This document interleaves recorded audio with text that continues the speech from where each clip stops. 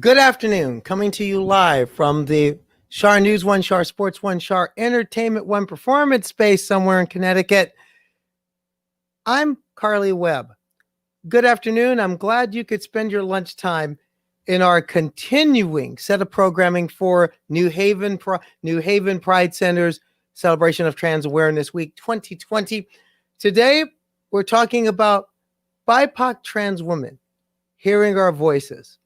And we have a lineup of what I like to term trans star power, people that are doing it for themselves and doing it within their communities.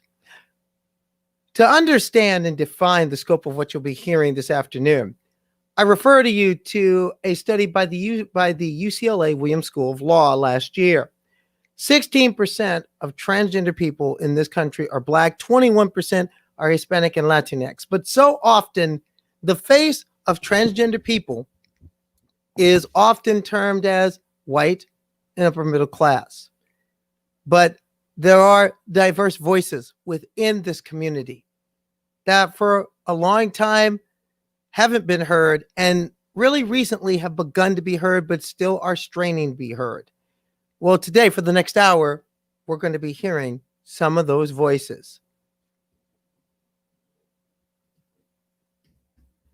And we will have a panel of 5. A couple are going to be showing up in a little bit, but 2 are here with us right now.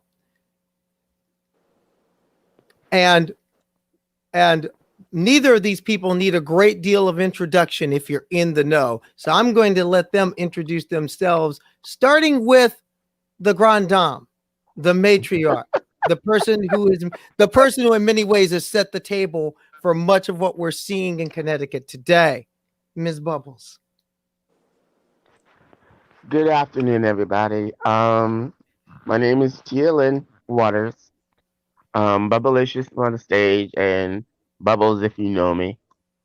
I am a performing artist here in this, great state of Connecticut. I've done stage, visual arts, um, and I've done it for a while. I don't see myself as a grand dam. I just see myself as somebody who's surviving and doing what she loves. Well, because you're here, you've fed and nurtured many of us, myself included. And right next to you virtually, Brielle Roundtree, tell us about you. My name's Brielle. I'm from South Florida. I am the founder of an organization called Bridging the Gap Foundation. We center queer and trans people of color. Again, too, I am just existing. Some of my community members like to call me an activist. I take that, with pride, but I believe that you have to show up every day and activate every day. Sometimes I just don't have that in me. So for me, I'm what you see. I'm what I bring to you in that moment. I'm what I give to you while we're talking. So, yeah. Well, actually, I want to talk about that a little bit because you work with young people a great Yeah. deal. I mean, in your experience in working with some young people, and some of those may or may not, or may know, or just are learning the tea for the first time. What is the biggest myth you've had to bust in terms of coming out to people you work with and people with your family, and how have you managed to bridge that gap and move forward? Well, the biggest myth I think is that you have to become something different as a trans person, right? Like you almost have to lose yourself before you could be yourself, because there's so many boxes that folks try to put us in, but we're not a monolith, right? We all have different experiences. We come from different places. We are all, made and created in our own special ways. So just understanding that being who you are authentically, whatever that means for you, and expressing that and living that and showcasing that daily, um, that has been the biggest thing. Making sure young people understand that you don't have to become those things that motivate you, those things that inspire you. You just have to be the best you, and you have to bring that with whatever you can daily. So I like to just lean into people's authentic space of who they are and who they tell me they are, who they show me they are, and kind of run with that and support them in any way that I could. Now, Tia, how about you? What are some of the biggest myths you had to bust coming out and coming into your own within, especially within community? Because you know how our folk can be sometimes.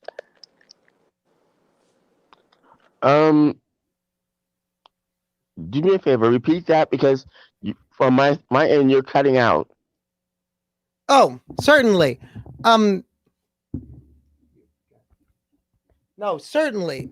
When in the ways that what are some of the biggest myths you had to bust coming out to say family, coming out in community, and just coming into your own? And in a sense, just like I asked Brielle, how did you manage to bridge the gap?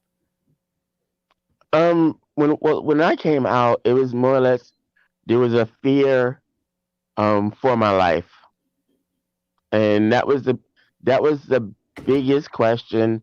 Um, they had to get over as far as family.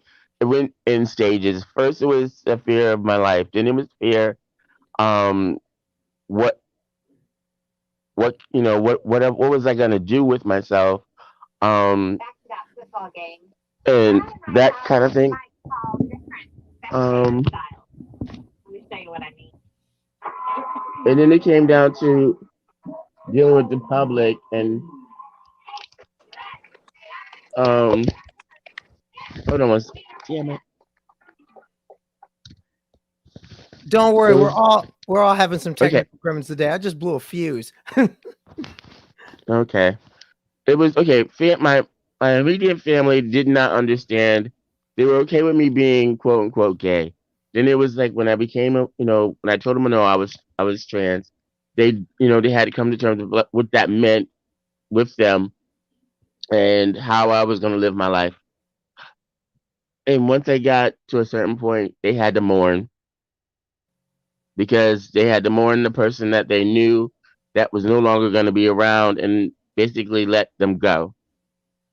Um, then dealing with the public and their preconceived notions of what uh, trans quote unquote girls, especially trans people of color, is that a lot of times they see us in this bubble of like it's sad to say one of the first images that comes to mind is sex work.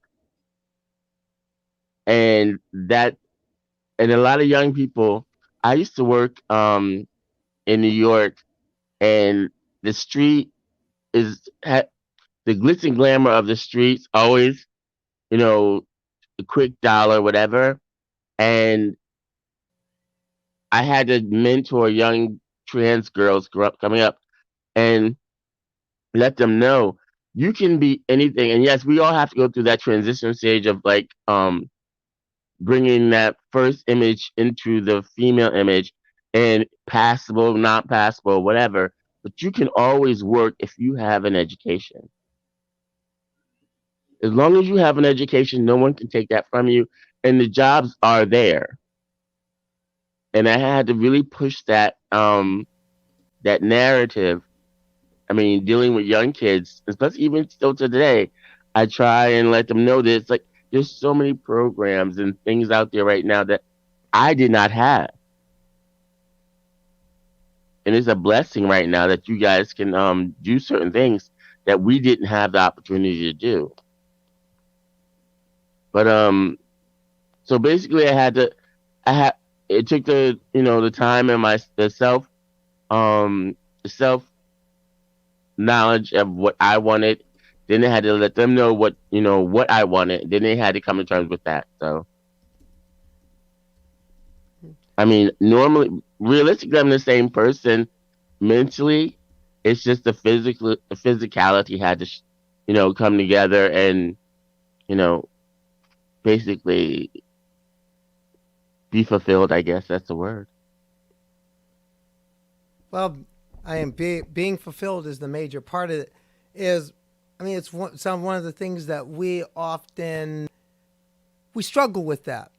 We struggle with that in a lot of ways. And also, while we're on that point, what in your mind, because Tia, you've seen this from the beginning to where we're at now.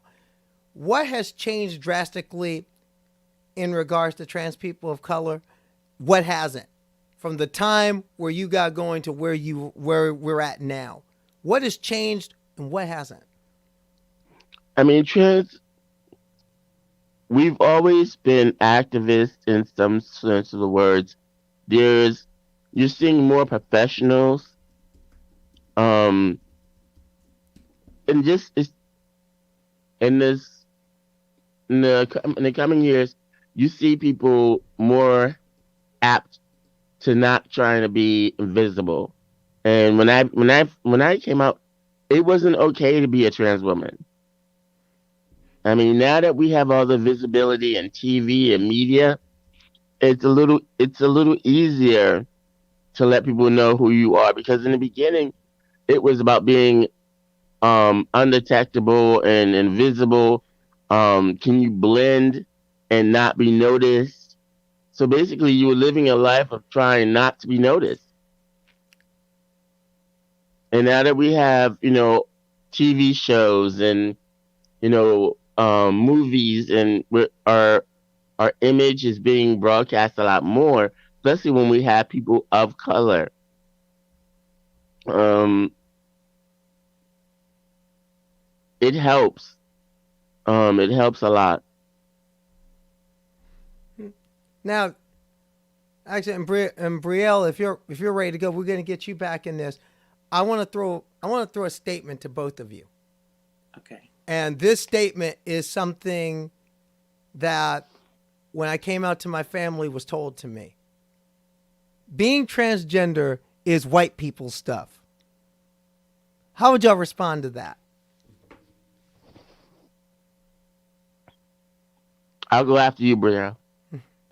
I mean, for me, I think we assume that based on our experiences, because I also hear, subscribing to hormone replacement therapy, that's white people stuff, because it traditionally it was created by white men. So I think just as people of color, we give white people all of that credit, but honestly, we're just living our authentic lives. So we're having an experience, and I think that's what it is, right?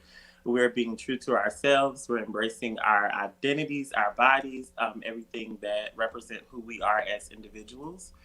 So I wouldn't say being transgender is white people stuff, although I've heard that myself quite often. No, I heard that one when I was coming out. But it's very interesting because because being trans today often means a lot of intersections. Obviously, we have to deal with transness, but also being people of color, we have to also deal within our own communities and deal within our own cultures and deal within there's a lot of intersections, and with those intersections can come some hard feelings, it can come some hurt, and if you will, it can come a little bit of trauma. How have you both managed to kind of work through it? In a sense, and give yourself that self-care and give yourself that additional hug when you need it.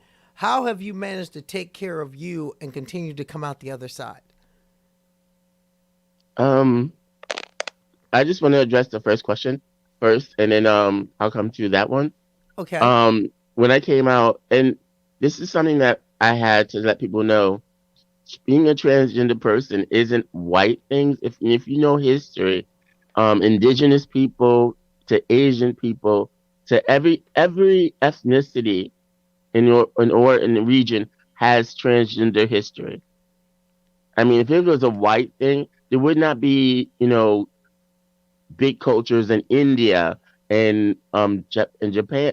We've been in the DNA of American psyche forever, in one way or another. The Greeks, the Romans, everyone has us in their history.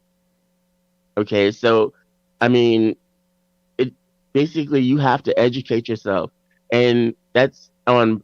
There's so many things as far as being black, being trans, education. I mean, and knowing history will eradicate all those false narratives of what we're doing and why we're doing it.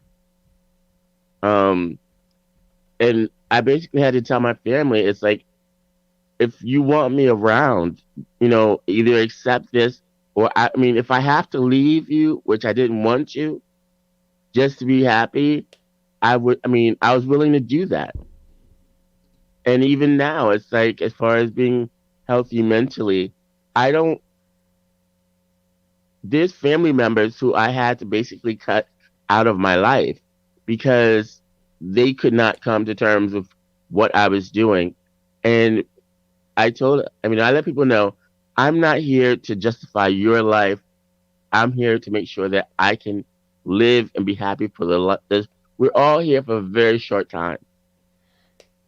None of us are immortal. We don't come, I mean, and whether you want to believe in past lives or whatever, I know for a fact I'm here for the time I was born to the time I passed away. And I'm not going to live that life for anybody but myself. I mean, while I'm in my life, I feel that I'm a very loving and giving person, and I try my best to help others, but I'm not going to live it for anybody else but myself.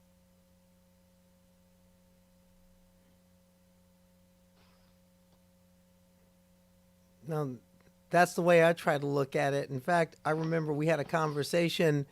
It was at Trans Bodies 2 last fall where you told me that. And I've kept that in my heart ever since.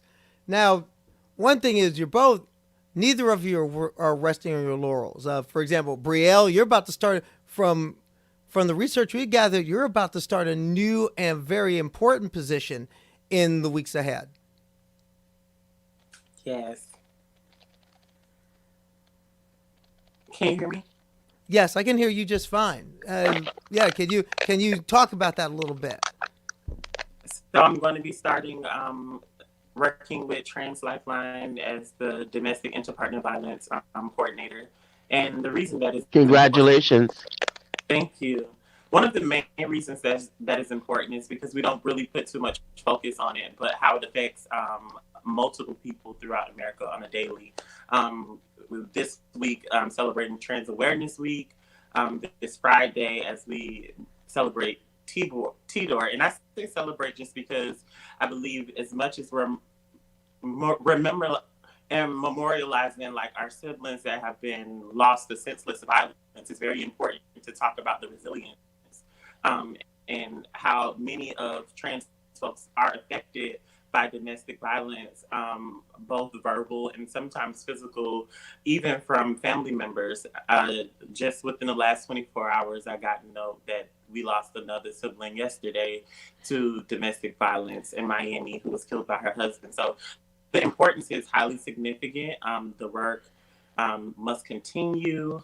We must talk about these things. We must create space, brave space for others to share their experiences so that we are able to provide support. And I'm just really excited that Trans Lifeline has this position, but more so is looking to include programming around this position. Actually, I want to expand on that because you just mentioned that word, and we might as well just, as my good friend and a mentor of mine, Kamora Harrington says often, we might as well just step on into it.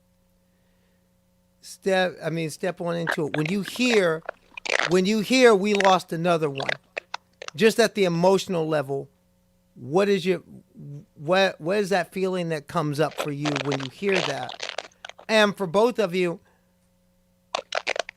the violence has been an issue, but now it's front and center. What do people, especially, I'm going to say it, among our cisgender families, need to understand about what's going on out here and how much fear there is out here for us? When I hear it, I'm past sad, right? I'm angry. I'm frustrated. So, to be honest, my life is an act of resistance. I'm the person that likes to dismantle and likes to create anew. I like to challenge and push the envelope. So, a part of me, I try to educate as many folks as I can. I hold people accountable all the time for the very minimum things. I think folks need to understand that we can't wait any longer. And to me, the fact that we even have to have a T-door or continue to read a longer list every year without direct things taking place to create change, it really bothers me. I wrote something this week where I said I wish, and because we talk about Stonewall, we talk about Marsha P. Johnson, Sylvia Rivera, and 50 years later, we're still asking for housing, the very basic things that we need to support our humanity and our existence. I just need, I need for organizations, nationally to really step up and lean in and be more than pride, be more than, a grant, be more than create tangible resources. We need resources where we're able to sustain ourselves. So it makes me angry when I hear those things. I really have to remind myself of just Black joy and what it means to live and breathe through being a person of color. I have to find my joy and I have to continue to move on because I just get really passionate and just really it's sometimes it's hard to go on, Sometimes it's hard to really be active and do the work because you're like, that could be me any day. The numbers prove that to us daily, weekly. That could be me. What am I doing to affect change? So really, I resist. I dismantle. I hold accountability. Um, yeah, I'm like, I'm all alcohol, no chaser. I just give it to them. Yeah, I know that. I feel very much the same way. Tia, how about you? Because again, and you see this from a historical construct and historical prospect here. What do people within directly within our community need to know and need to understand about, in many ways, how the violence is just continuing to perpetuate itself, and what they need to do to be a part of the change? Um, I think the first thing is if within your circle to try and n- not chastise, but let people know what is acceptable and what is not acceptable. Um, and if I tell my family members, it's like it's what you watch what you say to others because that is and can be always used as a catalyst to hurt somebody else. I mean, just like I would not let friends make racial jokes. Like you wouldn't want a friend to make a racial joke. I don't want to hear people make jokes about trans, girls or she-males or any other derogative term. Especially in my presence because I think it'd be, disrespectful and I'm not one to sit around and let that happen. But just when I'm not there, if you love me, you should be, just don't love me while I'm there. Champion me when I'm not there. Let somebody know that that's not acceptable. As far as listening to and hearing about another young woman of color being taken away from us unnecessarily, um, sometimes you have to step aside. If I take in, I've just seen too many, and sometimes I have to try and detach myself because if I don't for a moment, um, I can feel like I'm drowning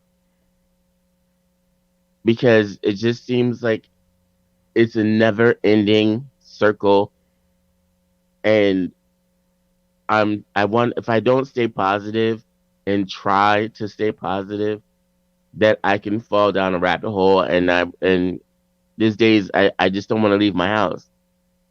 And knock on wood, um I can say I'm blessed. I've never had someone, you know, not that I tell people every time you walk in my house, there's three different bats in my house. So if you feel froggy, you just let me know. Um but that's me. That's my demeanor. There are girls out there who are very, they want to take on a feminine mystique and feel that no, you can be feminine and still defend yourself. Not let somebody. And I tell girls all the time, and then relationship wise, you know what? That um that man that you think is aggressive, or he's just jealous type. No, that's not. That's those things elevate into very dangerous territories. So always keep your eyes open with things like that. Um, as far as like when I hear about girls walking to stores and being accosted, I mean, I wish I had the money to basically. I've seen other communities where they have housing for young people, where they can get the education, they can get the physical and mental education and support. Um, Even if it came down to physical, just learning how to physically, defend yourself, not go out and beat people up, but just defend yourself in a situation. I mean, we're already looked upon as being non-essential, but we are just as important as anybody, whether it's our lighter or other ethnic brothers and sisters, to the cis people that we gravitate through on a daily basis. I just wish I I think wish we one of had the the. Go I ahead, you. think one of the things I struggle with is yes, we can defend ourselves, but we shouldn't have to.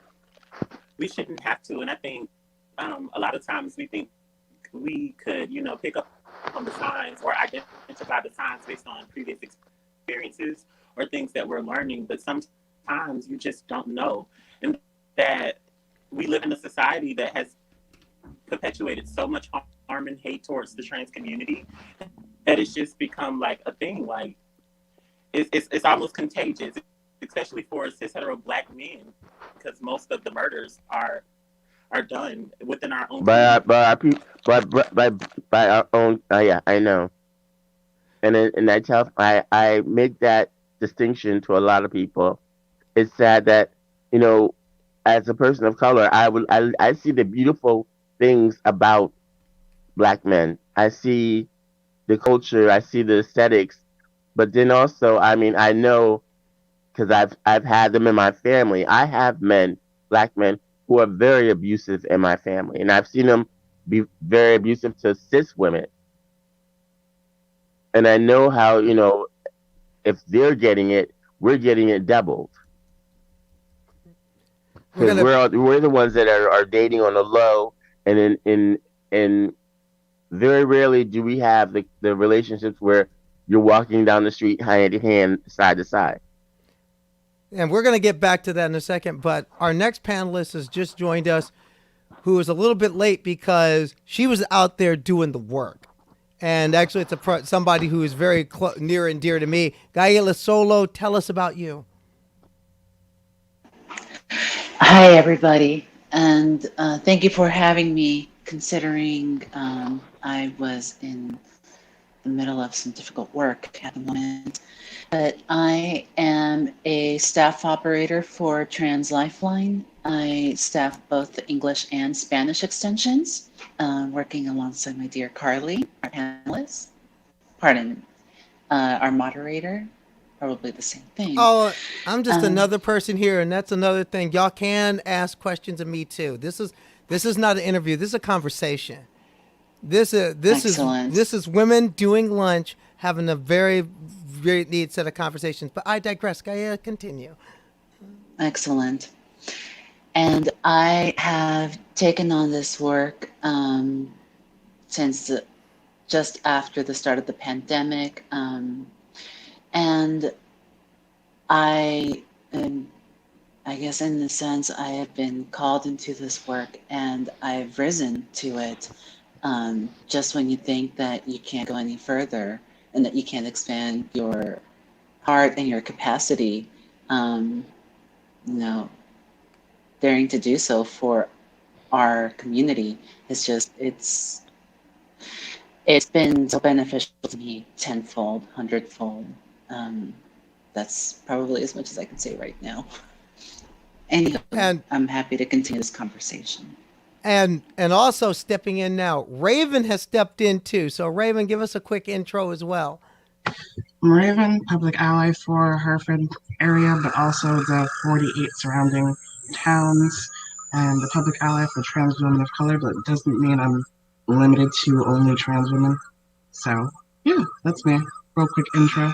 What are you guys talking about as I'm late? Well, Sorry about that. well, actually, we're getting into something that's sort of an offshoot of what Tia and Brielle were talking about a minute ago, because we've talked about within our own communities a great deal, but now, not only do we have to deal with the intersections of being trans within our own community, we have to deal with trans and race even within trans communities, because there's a little bit of racism going on among white trans people. Let's just be real. Racism is a part of American life. It can be as American as apple pie. Now, one thing to get on is for all of you. What is one thing about your experience as transgender women that white transgender women just don't get?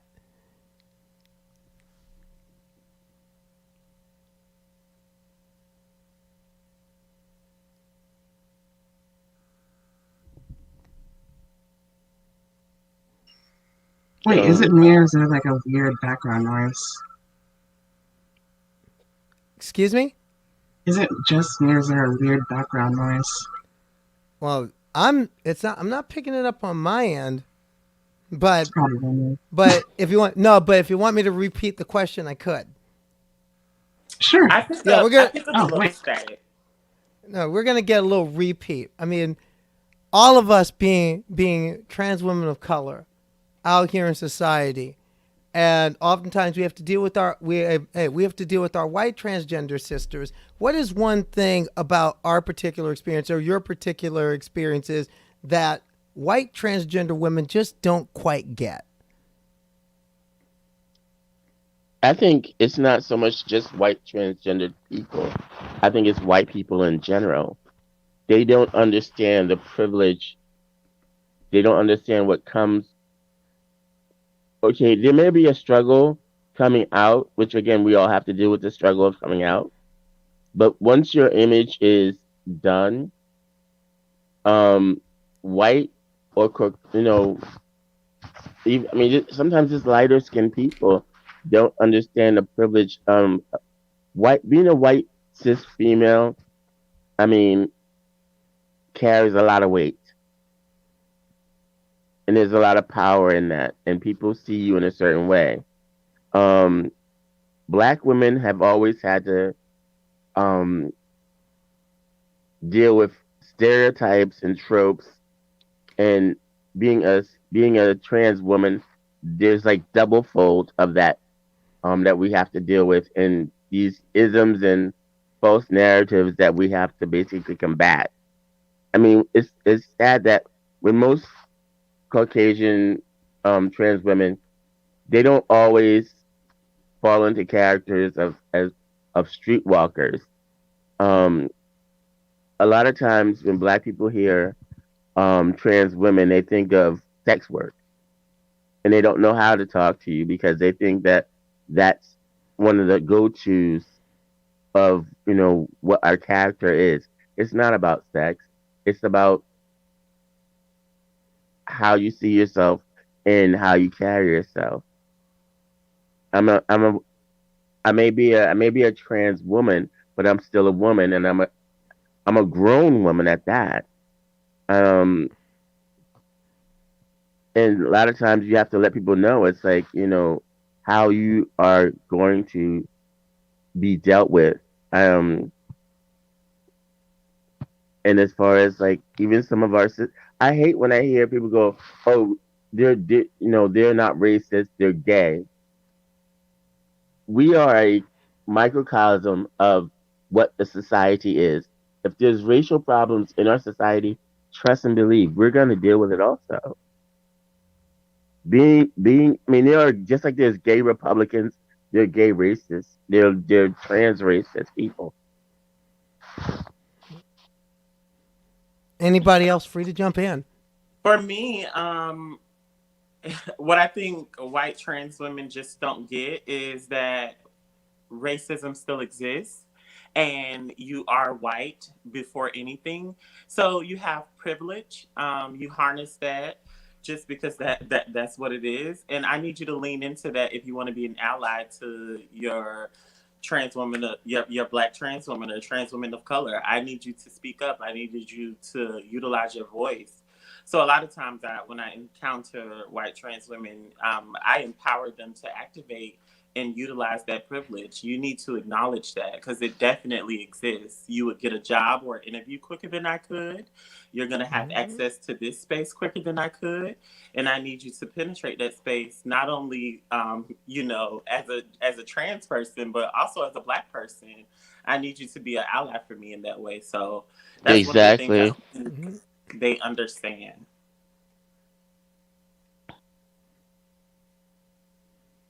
Yeah, that. Mhm. So I think what white folks in my life don't understand was how hard it even was to enter predominantly white spaces because I did not grow up in a space that was largely white. I'm a light-skinned Latina myself, and I grew up in in a community in an area with predominantly Latinos and Asian folks. And it was such a culture shock for me to even get used to being in white spaces, being around with white people who seemed to be at ease with the world that was largely designed for them, where they can feel at ease anywhere.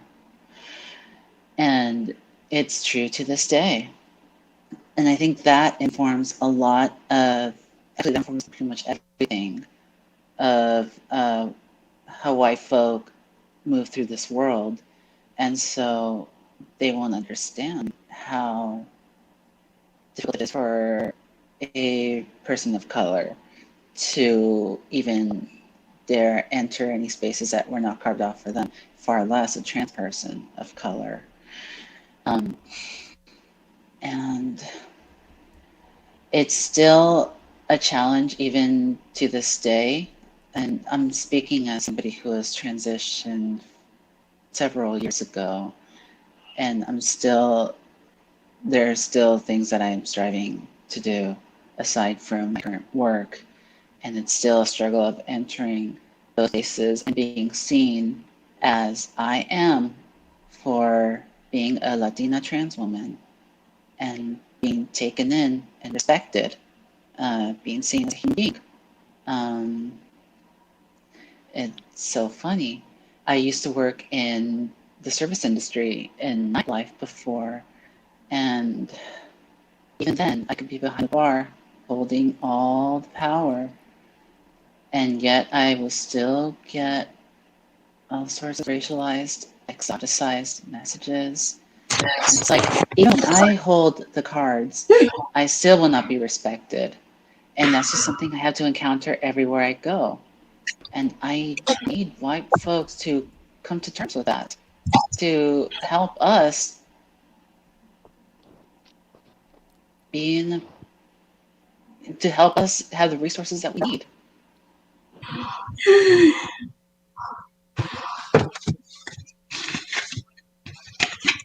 I mean, that's. Hello? No, now, one thing No. is, now, what Gaia was talking about, what you've all talked about, very important. I mean, and these are very difficult things to navigate. And oftentimes when we talk as trans people, we do talk about the issues, the difficulties, the times when it gets difficult, and surely it gets difficult. But there's something I want to talk about among this group of people right here. There's a word I want to come. There's a word I got to bring, and that's joy. where do you find your joy?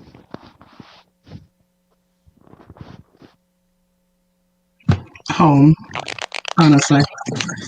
Being at home, dealing with regular everyday dramas like, you know, who's cleaning dishes? Usually me. Who's doing laundry? 9 times out of 10 me. Well, girl, Aside from that, just if like, that makes you happy, I got some laundry you can do for me. oh no, I'm Hmm. good.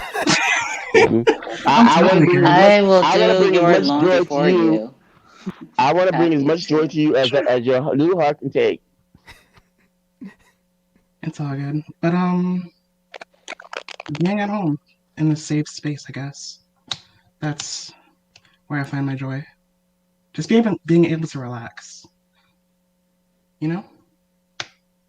I can understand that. I can understand that. Brielle, how about you? Where do you find your joy? I find my joy in Is it? taking baths. I find my joy in music. I find my joy in books. I find my joy in creating brave spaces for my community. I think what I would like to leave you with while we're focusing on joy is put joy in your budget. Make sure that you are setting aside time and money to experience things that make you feel good, because that is so important. That is an act of resistance within itself. Joy is revolutionary. Smile. So laughter brings me joy. Even being a part of this panel brings me joy to see so many variations of trans women, like or trans people. Like that brings me joy. No, I can no, I can agree with that 100%. And now talk a little bit more about that, Brielle. Put joy in your budget. How have you managed to work that into your life? How do you put joy in your budget? Because I think a lot of times, for a lot of trans people, we're always in Girl, what are you doing? survival mode. We never really get to have money to do basic things that make us feel good, with be that like purchase a book or get ice cream from an ice cream stand. Like you need to prioritize your joy and never let anyone tell you or make you feel bad about experiencing life or things that make you feel good. That needs to go in your budget. When you're writing down your bills and you're figuring things out, make sure you have a slot for joy and that you are putting into that because you deserve that. And I think it's just really important. It's really important. Now, Tia, one thing I know, something that brings you a lot of joy is your art. And Yeah. I've seen your exhibits. You're going to be getting an award next month for your art. Talk about how that creative process has brought some perhaps have brought some of your joy. Um, it gives me an outlet to like this last group of art that I did called Reflection, and I was telling people there's watching the news and media and everything that's going on around me.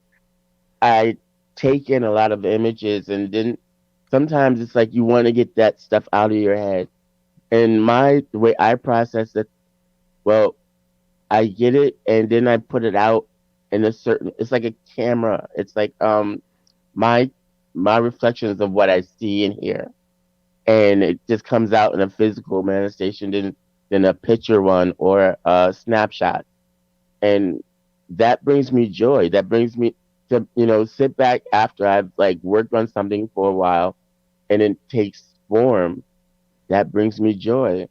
Um, but my joy comes in different ways. It's like I can be joyous watching cartoons, a bowl of cereal. I mean, I take in the little things just as much as the big things.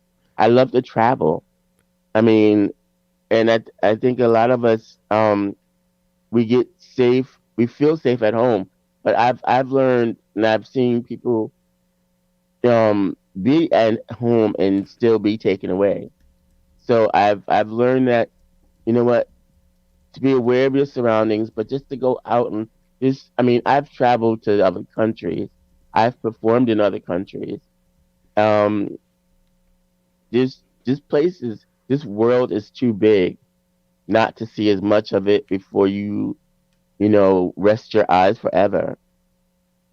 I mean, just because we're black or we're, we're trans women of color, and we're not always thought of as, um, we can be exotic beauties, but we're not always the first people um, that they gravitate towards.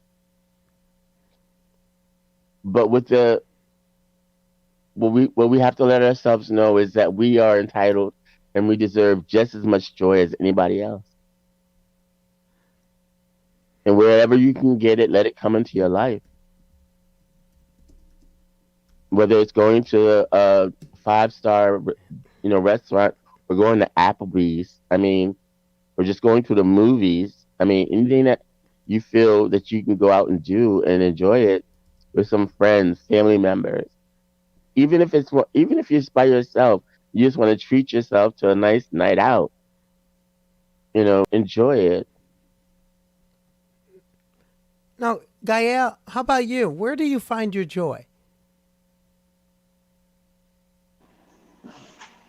So I'm going to answer that in two parts. First, with the work at Trans Lifeline, I bring this up only because it may seem hard to make that connection between the work that I do, the specific work that I do, and joy. But it did actually end up bringing me a lot of joy and hope in different ways. Um, Is it being me, or in, can everyone hear her? I can hear just fine. Her- can you Okay, hear me then okay? I don't. Her mic. See, I'm sorry. Then it must be from my end. I'm trying to hear her, but I can't. Her mic is cutting out. Okay. I'll try to speak in more clearly to the mic. Hopefully that helps a little bit. Okay. Um, but I have, being living through a pandemic is just not easy at all. And I found my own way of life as I had known it to end. Um, and I didn't get to end it on my terms either. But I, when I came into the line, I was able to find meaning and add meaning to my days again. It's helped me get through this difficult time in many different ways. And not to allude to any specific calls I've had, I do not do that as in practice at all. But I have found that some of the best experiences I've had were those where we've been able to transcend from the place that we started into something even greater, where we could find our own shared joy. Um, those are the ones that stay with me. And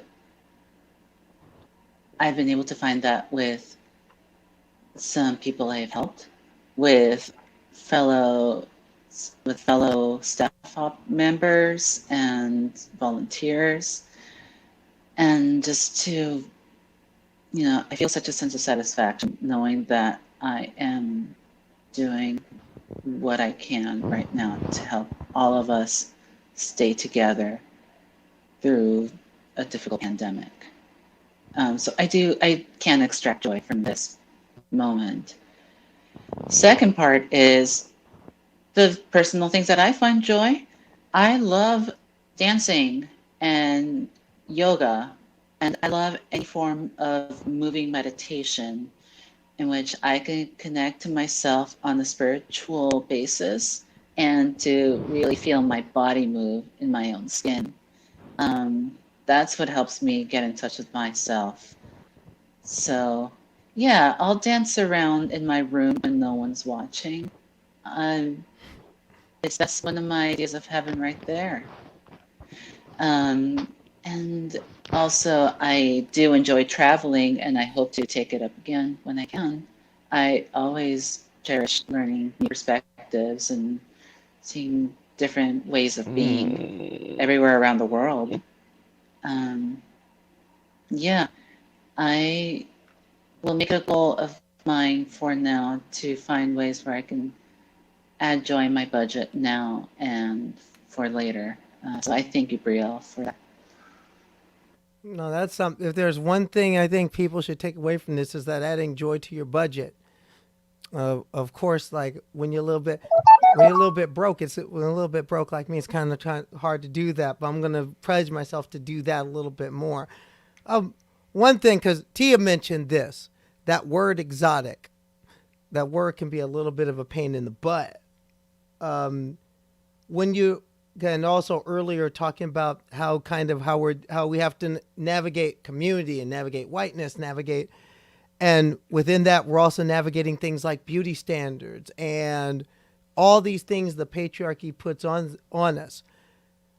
When you're dealing with all those things and plus dealing with this pandemic and just trying to get your hair right, how have you managed to keep yourself whole even through all this and through this emergency period that we've been through since March? I love this conversation. I guess I'll take over. So, obviously, I have natural hair. Love it. Enjoy the natural hair. Yeah. But it's interesting because when you're dealing with guys I am a trans woman who was into men, whether they're trans or not. I like masculinity. I should start with that. But backtracking, dealing with men who are interested in trans women is like a double-edged sword because, yeah, they'll find me attractive only if my hair is a certain way. And I've learned this over the years. If my hair isn't, laid, straight, more European-centric, I'm not as attractive. And that's okay with me because I've learned if they're not willing to accept me for who I am, what I am as a person, then like you're not willing to deal with me as a whole, as an individual. And like for me that's a big deal. Like if you can't accept my beauty the way I see myself, no matter how I decide to change my looks, because I do change my looks a lot more than I probably should, but like I don't want you as the person who is not me to dictate how I should look. Kind of makes sense? Yeah. Anybody else just jump on in on this one? For me, I I affirm myself daily. I spend time in the mirror and I'm talking to myself. I'm like, Brielle, you are beautiful, you are powerful, you are strong. So it got to a point where even when I would be out in community, where I created an affirmation bank. One day I wrote down, everything I love about myself, and I put it into the affirmation bank. And anytime that I'm feeling beneath myself or that I'm not good enough, I just reach in there and pull out a reminder that you are courageous. So that's one of the ways that I maintain my sanity doing this work, is to just affirm myself. Adding to that, it really is true that beauty is in the eye of the beholder, and if you believe yourself to be beautiful, no matter how you look, you'll see it, and other people will see that too. Granted, I know that sounds very much cliche, but when you learn to accept yourself, you do see yourself in a different light. Tia, I know you want to get on this, so go. What you got? I know you want in on this. Okay, as far as our aesthetics, for me, I've never been one to shy away from. I was on the stage.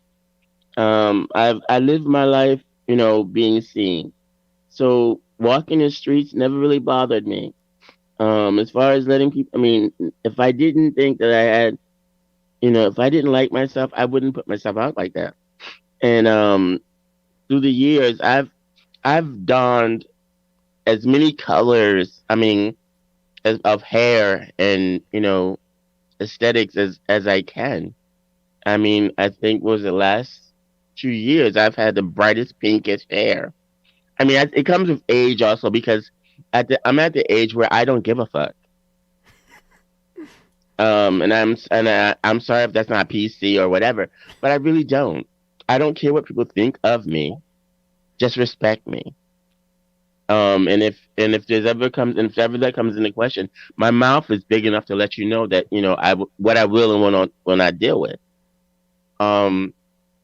As far as dealing with like how the pen. I think most of us know how to keep ourselves together because sometimes we weren't able to go to salons, so we had to learn how to do our own hair. Um, it wasn't always a safe space for us to go into the women's beauty parlor because cis women can be just as nasty as cis men. I mean, they can be your People don't allies. realize that, but it's true. They can be your allies as long as you're not in competition with them. But if it comes down to, I mean, God forbid one of their men, finds you attractive, they can be just as nasty and ruthless as cis men. So sometimes True. we So weren't allowed true. to. Mhm. We can't always be in all. So I mean, if it comes down to, I mean, I understand the whole um having to have straight hair but I mean, I've lived long enough to see the afro come in and go out and come back in.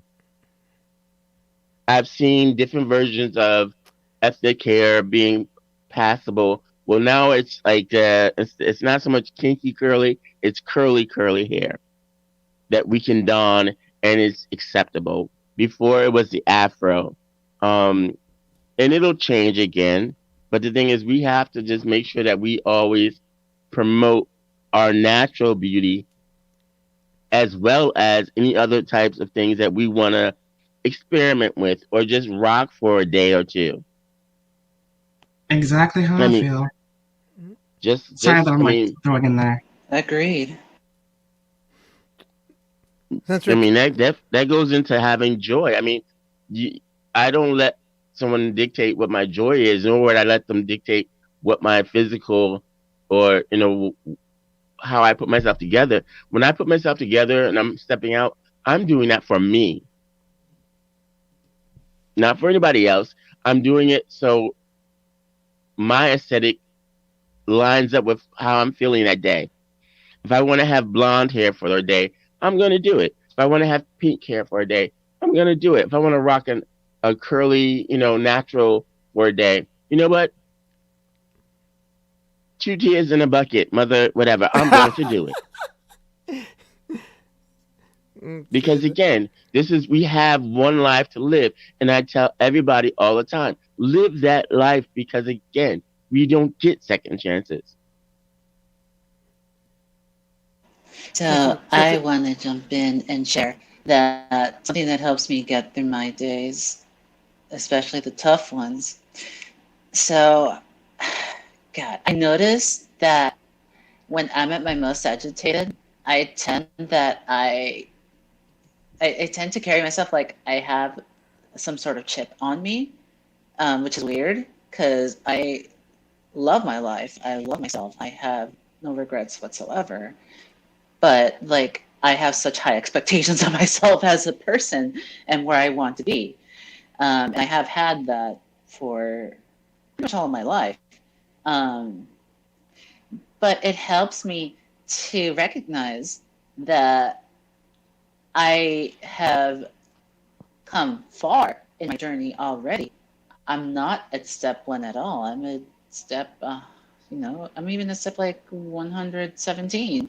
And like, I only have to look back to where I was in step one and recognize that, oh my God, I am now a lot closer to the woman I want to be than ever before.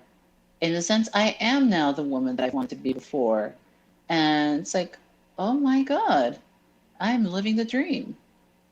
And so, yeah, um, that helps me really embody my power, the power that I have now.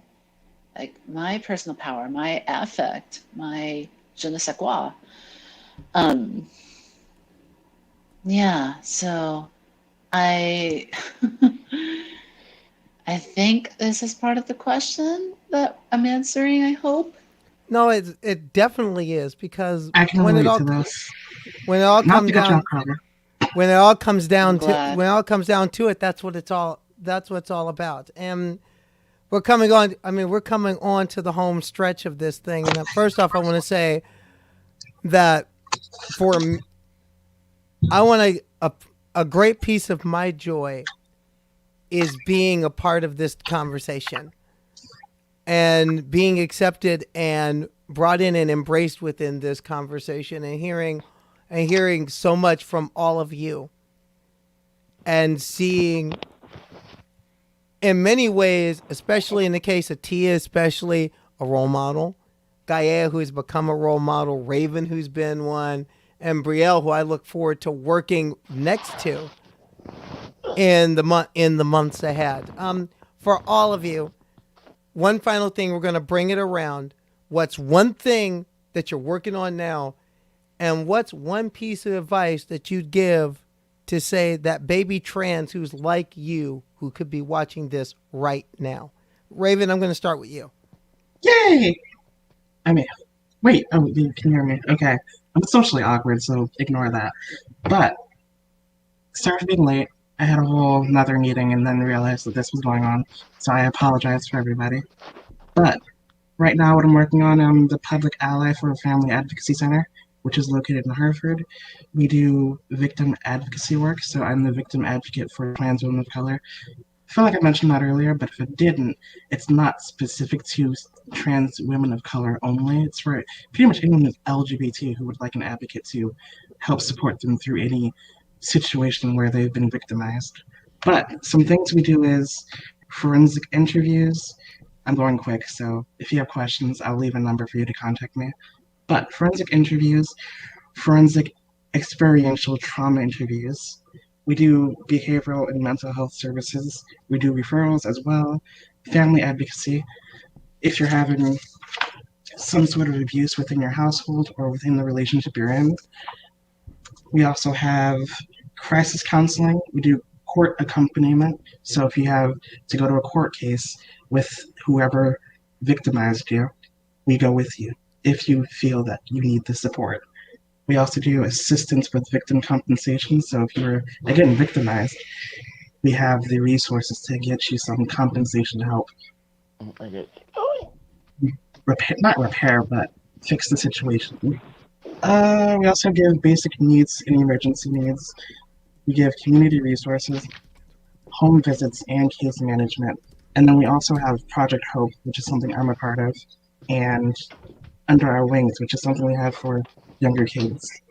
So, all that to say, if you're a victim of crimes, please give us a call at 860-714-5052. Last thing I'm going to say is, advice for younger trans people, don't listen to what men have to say. They're not going to stick around. They never do. The ones that do are worth it, but like honestly, just don't listen to what these men have to say. That's it. Gaia, we're going to go to you next. Yes. Okay, so I hope to tie in the question that I saw popped up about trans women of color being seen as victims, mostly around the time of TDOR, Trans Day of Remembrance. It is absolutely true. And what I have to tie that in is we still are human beings and we still contain multitudes. And we still have wants and dreams and desires and flaws even, but we are whole. We are whole people. We are not simply statistics. And so in my example of trying to be a whole person,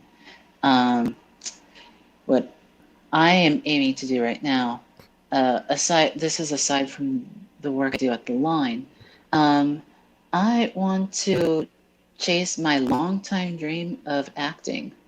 And one of my simplest goals right now is to be able to raise money for an acting class at a studio in where I live, a renowned acting studio close to where I live.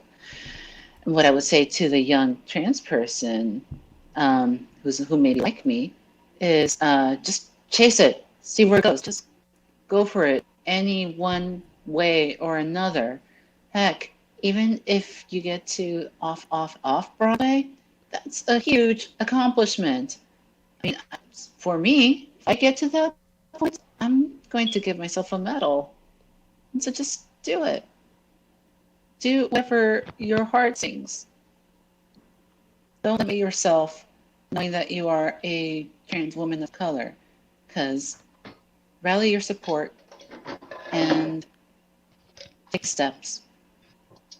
Be more than what any statistic may say. Be all that you want to be. Easier said than done, but try, damn it. Persistence. Brielle, on you. What you got? One thing that I'm working on is I'm working on partnering with organizations here in South Florida on creating several drop-in centers for queer and trans people of color, just because I know homelessness is a big issue. So we want to be able to provide meals, showers, and other resources in drop-in centers. What I would say to allies and to that trans young person, first, allies, trust trans and non-binary people. Trust us. We know what we need. So that's one thing that I will leave you with. Trust us. We know what we need. And to the trans young person, I would just encourage them to just live their life and to do so authentically in the best ways that they know how, to always be true to themselves, to honor themselves, because I think a lot of us, especially trans-identified people, we service folks and we forget about ourselves, and that does a disservice to our community. So take care of you in order to serve other people. Center yourself, love on you, and that's just what I like to leave them with. Love on yourself.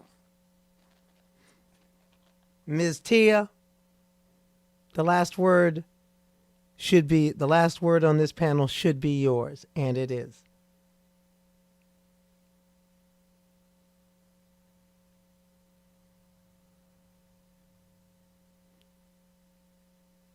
Tia?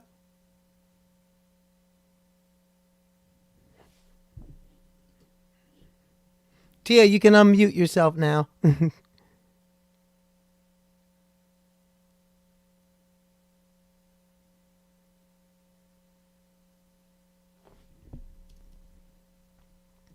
Well, but that's very important. In fact, the person who, the question that was put in front of us, again, I constantly see women of color being talked about as victims around TDOR because of numbers and statistics. What would you say to people who want to build resilience? Or when did Tia get back with this? I want to answer that question, and I answer it like this. One thing to build resilience is the one thing that can help build resilience is find community. And I know somebody who is very much in the same boat as that young trans woman was. 4 years ago, this kid came to the TDOR celebration at Native Pride Center with a nice outfit. The makeup probably wasn't perfect. They were wearing a wig. It might have been a little bit off, but they were embraced. And this young trans woman found community and found resilience, and she was scared. She was scared at the prospects, but by finding examples such as a Raven and such as a Tia and so many others, this girl grew. And I mean, she grew. It's been a joy to watch. We talked about joy. It was a joy to watch her process. And she grew from that humble, kind of a hot mess beginning to being proud and being joyous and being vibrant and growing into herself and moderating this panel. That girl is me. You are gorgeous, by the way. Thank you, but it took a lot of people to build. It took a lot of people to help build me and help make me whole, and that's been one of the things. That's been one of the great things about this conversation, is that we're not just talking about the strife, but also the joy. And I think that we have to talk as much about our joys as we do our sorrows. I think we have to talk as much about resistance as we do remembrance. In fact, and one of my mentors, now I truly understand why one of my mentors, when I was coming up, said they never would attend a T-door, because she would say often, why are we mourning when there's so much work to do? I didn't totally agree with her, but I truly understand it, is that we have work to do. And we have living examples still with us. Like Tia is still with us. One of the people, two of the people that sent comments today are staunch. I mean, I'm talking staunch. They are two of the strongest activists I've seen and know.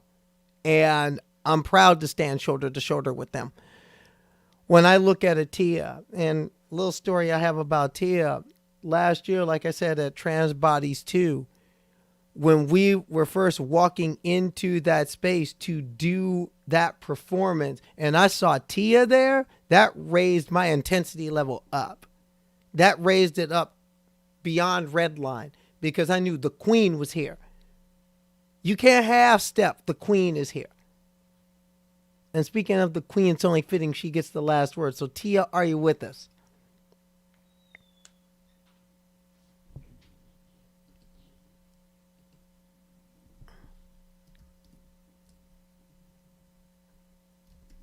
Well,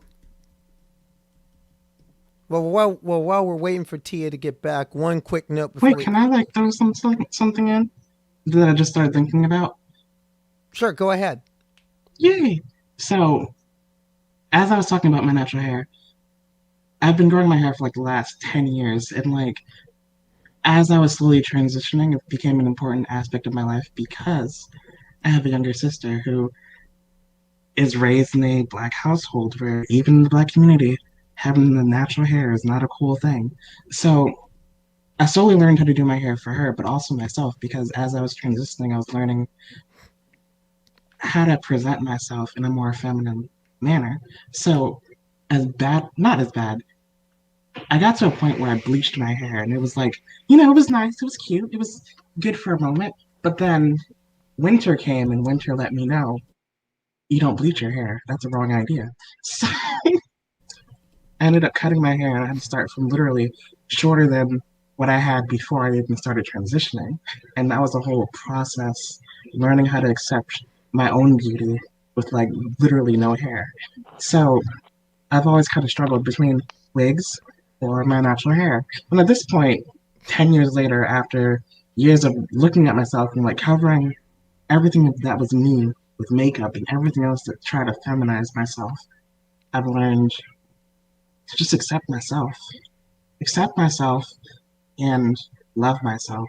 I guess I'm backtracking to the last question we just had, but yeah, it's really important to just be persistent and become the person you know you are. It's not impossible. It takes lots of time, lots of effort, and going against a lot of what society views as okay, but yeah, making the time for yourself, learning what's gonna help you in the end. But yeah, all I gotta say. Okay, I'm gonna do my Tia, quick. I don't know what's been going on. Can you hear me now? I can hear you just fine. Tia, Okay, cool. the last word of this day has to come to you. And we tap dance for some time because we couldn't let it go without you getting the last word. So Yeah, I love you. Real quick, to any young people out there, there's so many venues and so many avenues you guys have at your disposal at this point. Please, if there's any way, if you need support of any kind, reach out. Don't think that you are the only ones, that there's no one else is going to understand what what you're bringing to the table. I know a lot of times, especially with this pandemic, people are feeling isolated. But what we didn't have in my day are cell phones. You were walking around with a connection to the world, one way or another. And if you ever need somebody to bounce anything off of, you can reach me. You can reach programs. There are ways to get in touch, with anybody just to get through the day. So, as far as me, things that I'm working on, I'm trying to do as much art at this moment. Want to get involved in some programs dealing with the youth. That's always brought me joy is, dealing with younger people and listening to their ideas, their stripes, just helping people with their lives. And, I'm gonna let it go at that and I've been blessed to even be on this panel. And I thank you guys for even listening to me. No, well, I'm blessed to be a part of it. And one of the things that made this panel possible, besides this talented group of women that I'm proud to be a part of, and I'm just glad to be here and I'm humbled to be here, it also came in part because the New Haven Pride Center believed so much that this conversation has to take place, and as many people as possible need to see it and hear it, that they gave a space for it. And I'm grateful. And we're all grateful, and I'm grateful also for the Herculean job that the Pride Center has always done, but especially throughout this emergency situation with the coronavirus crisis. And a time when so many organizations and efforts similar to it have had to shut down or scale back, the Pride Center kept grinding forward. And not only it didn't shut down, it didn't scale back, it expanded. It expanded its scope, it expanded its reach. And that took a lot of love, that took a lot of heart, that took a lot of grit and elbow grease, but also it takes some of that green stuff. And right now we're in the middle of a match campaign at the New Haven Pride Center to get more of that badly needed green stuff. And Patrick Dunn has more on that. Patrick?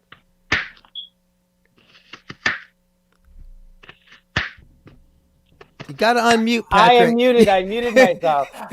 So let me try that again. Thank you so much, Carly, and thank you to this incredible panel. I am honored to share space with all of you right now, virtually, and every time I get to see any of you in person. And I'm so thrilled that we were able to have this conversation. I definitely want to give a shout out to Elliot, our new trans, non-binary, and intersex program officer, who put together the whole week of Trans Awareness Week kind of in 10 minutes because he only just started a few weeks ago, but he did an amazing job putting this together. And I'm so excited that we were able to center trans Black voices the way we have this week, and BIPOC voices today specifically. So I am here to tell you about our match fund. We were very fortunate to get a national grant of $25,000, which allowed us to,